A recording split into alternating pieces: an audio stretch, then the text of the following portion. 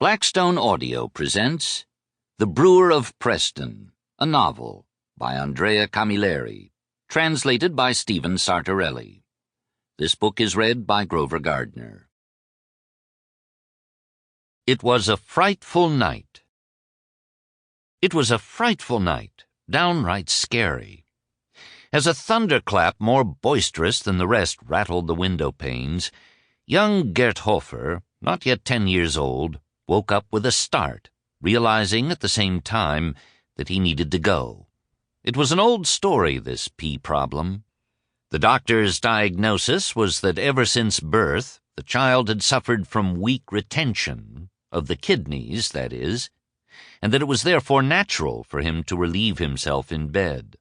His father, however, mining engineer Fridolin Hofer, wouldn't hear of it.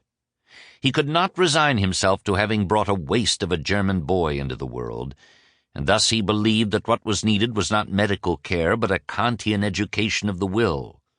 For this reason, every morning that the good Lord brought upon the earth, he would inspect his son's bed, raising the blanket or sheet, depending on the season, insert an inquisitorial hand, and inevitably find a wet spot, whereupon he would deal the boy a powerful slap on the cheek, which would swell up like a muffin under the effect of brewer's yeast. This time, to avoid his father's customary morning punishment, Gert got up in the dark to the light of the thunderbolts and set out on a tentative journey to the privy, heart galloping in fear of the dangers and ambushes lurking in the night. One time a lizard had climbed up his leg. Another time he had crushed a cockroach underfoot, making a squishy sound the mere thought of which still turned his stomach. Reaching the latrine, he rolled his nightshirt up over his belly and began to urinate. Meanwhile, he looked out the low window, as he always did, onto Vigata and its sea, a few miles beyond Monteluzza. He would get excited whenever he managed to spot the faint glow of an acetylene lamp on some lost paranza.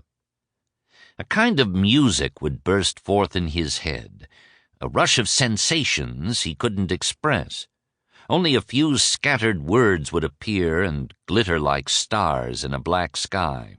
He would start to sweat, and when back in bed could no longer fall back asleep, tossing and turning until the bed-sheets became a sort of hangman's rope around his neck. A number of years later he would become a poet and author, but he did not know this yet. That night it was different. Between the lightning, the thunder, and the flashes on the horizon, all of which frightened him as much as they fascinated. Sample complete. Ready to continue?